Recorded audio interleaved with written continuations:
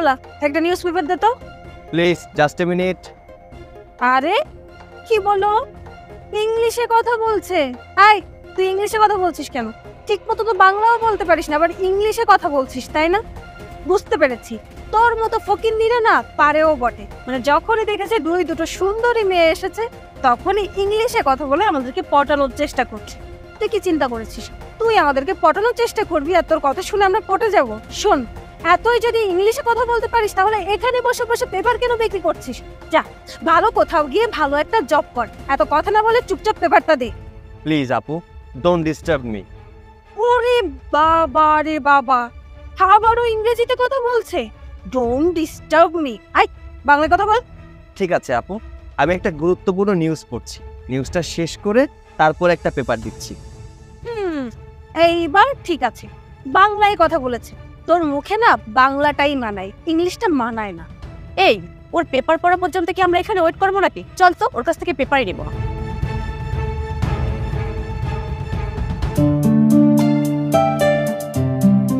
কিরে মনি, কেমন আছিস তোরা? তোদের পড়ালেখার কি অবস্থা?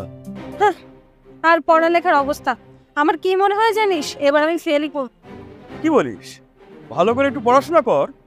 তা না হয় করলাম, কিন্তু পড়াশোনায় যে হেল্পটা কে করবে? আচ্ছা, তোর পরিচিত কেউ আছে যে আমাকে পড়াশোনায় হেল্প করতে পারবে? যেমন ধর আমার ইম্পর্টেন্ট প্রশ্নগুলো দাগিয়ে দিতে পারবে। হ্যাঁ, তা একজন আছে, সে যথেষ্ট পরিশ্রমী এবং বুদ্ধিমান। এবার সে বিসিএস পরীক্ষার প্রিপারেশনও নিচ্ছে, তাকে বলে নিশ্চয়ই সে দাগিয়ে দিবে।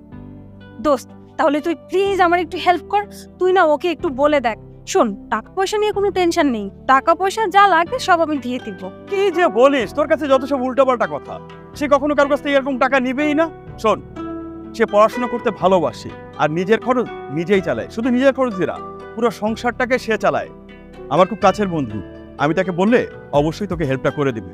আর শোন, একটু নিজেও ভালো করে পড়াশোনা করিস, মানুষের আশা বসে থাকিস না। আসি রে। আচ্ছা, যা।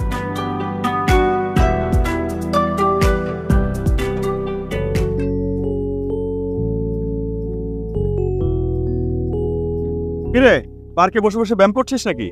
আরে না রে, একটু পড়াশোনা করছিলাম। তোর যে প্রিপারেশন, তাতে করে এবার বিসিএস ক্যাডার তুই হয়েই ছাড়বি। আরে তেমন কিছু না, বিসিএস পরীক্ষা তো সহজ না রে। গত বছর ট্রাই করেছিলাম, পাশ করতে পারিনি। এবার দেখি কি হয়, এর জন্য একটু প্রিপারেশন ভালো করে নিচ্ছিলাম। আকাশে মেঘ দেখলে বোঝা যায় বৃষ্টি কতটুকু হবে। তা আমার মন বলছে তুই এবার বিসিএস ক্যাডার হয়েই ছাড়বি, হাতে রেকর্ডও হবে, পেপারওয়ালা থেকে বিসিএস ক্যাডার। শোন বন্ধু, আমি আমার পরিবারের উপরে নির্ভরশীল ছিলাম, আর কতদিন বল? এর জন্যই তো নিউজ পেপার বিক্রি করি। এটা করে এখান থেকে ওখান থেকে শীট এনে পড়াশোনা করি। অনেকেই রিক্সা চালিয়ে বিসিএস ক্যাডার হয়েছে, ফল বিক্রি করে বিসিএস ক্যাডার হয়েছে। আমি পারবো না কেন? এর জন্যই তো চিন্তা করলাম, গতবার যেহেতু টিকতে পারিনি, এবার হয়তো টিকে যাব। ভাই, তোর আত্মবিশ্বাসকে আমি সম্মান জানাই। তোর বিসিএস পরীক্ষায় টেকার এতটা জেদ আমার খুব ভালো লেগেছে। ও শোন, আমি আরেকটা দরকারে তোর কাছে এসেছিলাম। আমার এক বান্ধবী আছে, পড়ালেখায় অনেক কাঁচা। তুই যদি ওকে একটু হেল্প করতি, মানে একটু ভালো সাজেশন দিতি, ওর অনেক উপকার হতো। আচ্ছা ঠিক আছে, নিয়ে আসিস। আচ্ছা বন্ধু, তাহলে আমি কাল তোকে নিয়ে আসবো। হ্যাঁ আচ্ছা। শোন, তোকে যে প্রশ্নগুলো দাগিয়ে দেবে সেগুলো কিন্তু ভালো করে পড়বি, দেখবি পাস তো করবি, ভালো রেজাল্টও হয়ে যাবে। চিন্তা করিস না, পড়ার জন্যই তো এত কষ্ট করে এখন ওর কাছে যাচ্ছি, সমস্যা নেই। সৈকত, তোকে আমি আমার এক বান্ধবীর কথা বলেছিলাম না, এই যে ও।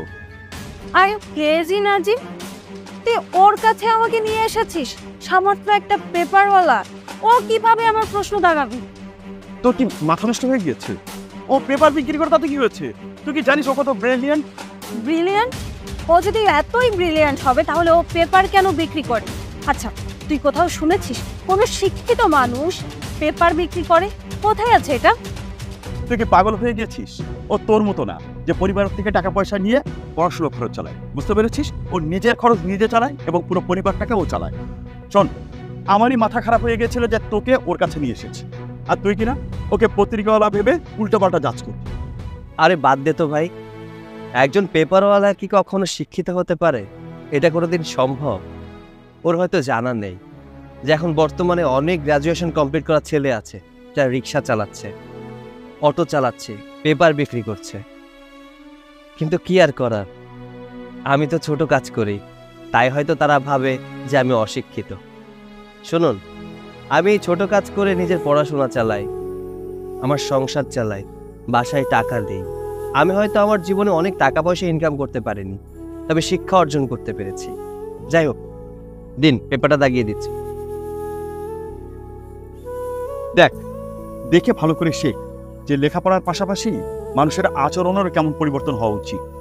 তুই তো আচার আচরণ কিছুই শিখিসনি, শুধু পড়ালেখাই করে যাচ্ছিস।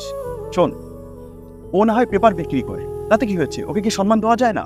একটা মানুষের যদি চাকরি বাকরি না পায় তখন কি করবে? পেপার বিক্রি করবে, তাকে সংসারটাও চালাতে হচ্ছে এটা করে। শোন, মানুষকে সম্মান দিতে শেখ। মানুষকে সম্মান দিলে কখনো সম্মান কমে না, বরঞ্চ তার সম্মান আরো বাড়ে। বুঝতে পেরেছিস? এখনো সময় আছে নিজেকে পরিবর্তন। নিন। তোমার যদি কখনো টাকার প্রয়োজন হয় তাহলে অবশ্যই আমাকে জানাবে। আরে না না, আমার টাকার দরকার নেই। আমি এই যে পেপার বিক্রি করে খাচ্ছি, এতেই আমার চলে যায়। যদি এইভাবে টাকা ইনকাম করা হতো তাহলে কোচিং খুলে বসতাম, ঠিক দিতাম আর টাকা নিতাম। আর একটা কথা, গরিবদের সাথে কখনো খারাপ আচরণ করবেন না, তারা আপনার কাছে টাকা চায় না, একটু সম্মান চায়। বন্ধু, আমি ওকে নিয়ে যাচ্ছি। ও আসলে সবকিছু টাকা দিয়ে বিবেচনা করতে চায়। সরি দোস্ত, কিছু মনে করিস না, চল।